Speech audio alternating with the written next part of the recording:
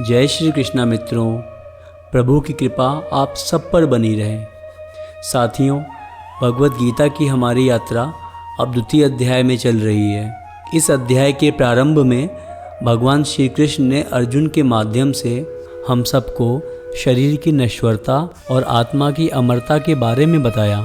तत्पश्चात भगवान ने हमें धर्म और कर्तव्य की शिक्षा दी और अब भगवान हमें इंद्रिय संयम का पाठ पढ़ाने जा रहे हैं।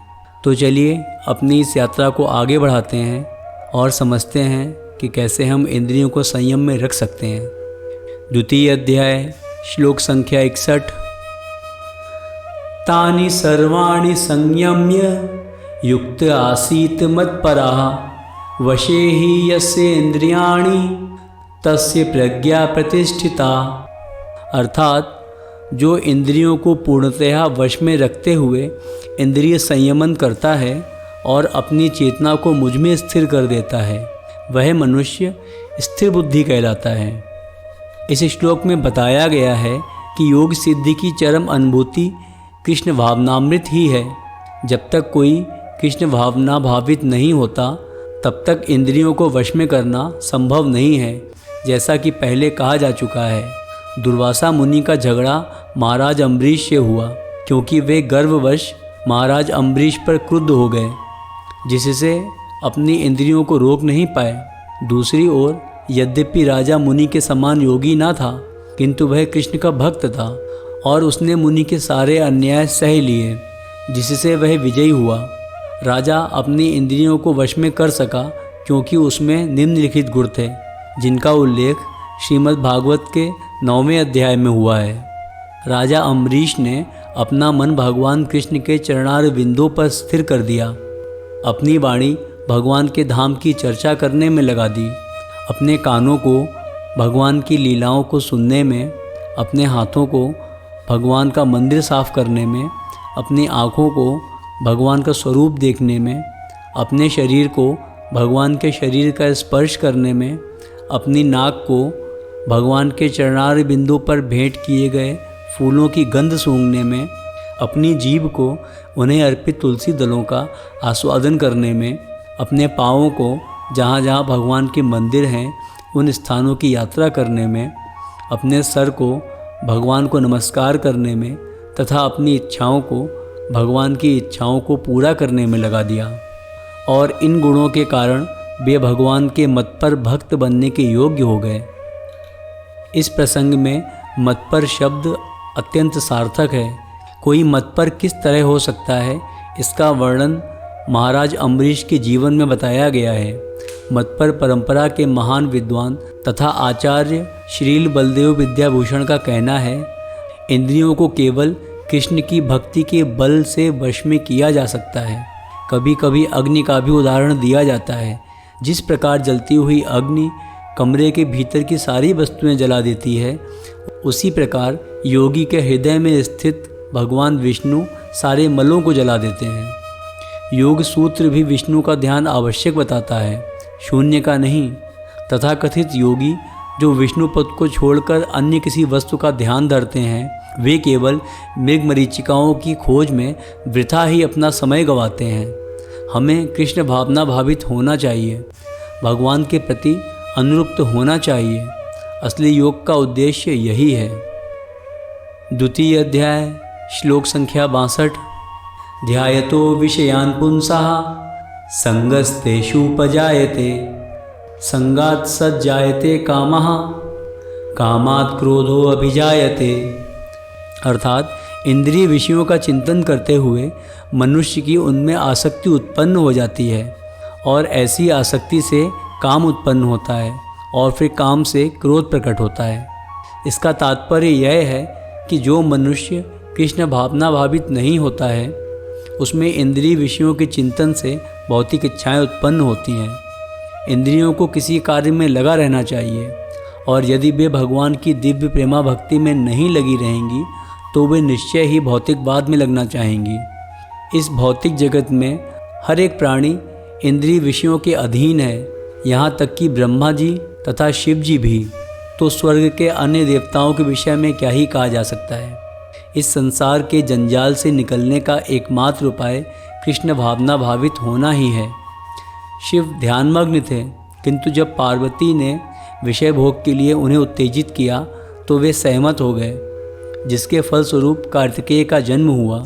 इसी प्रकार तरुण भगवत भक्त हरिदास ठाकुर को माया देवी के अवतार ने मोहित करने का प्रयास किया, किंतु विशुद्ध कृष्ण भक्ति के कारण वे इस कसौटी में खरे उतरे, जैसा कि यामुनाचार्य के उपर्युक्त श्लोक में बताया जा चुका है।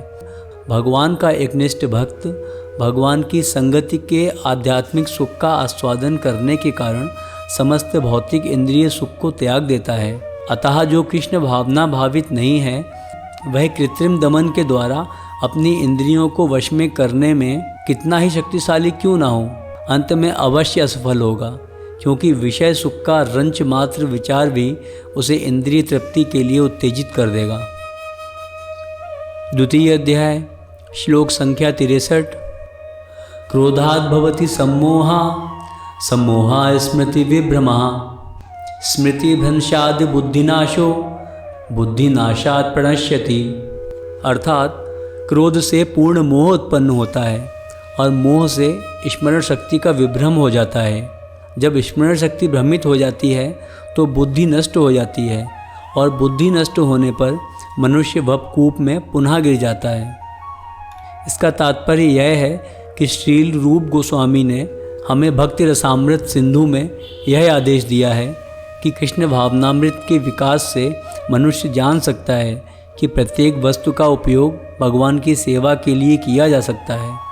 जो कृष्ण भावनामृत के ज्ञान से रहित हैं वे कृत्रिम ढंग से भौतिक विषयों से बचने का प्रयास करते हैं। फलतः वे भवबंधन से तथाकथित वैराग्य धारण करने की कोशिश करते हैं। इसके विपरीत कृष्ण भावना भावित व्यक्ति जानता है कि प्रत्येक वस्तु का उपयोग भगवान की सेवा में किस प्रकार किया जाए।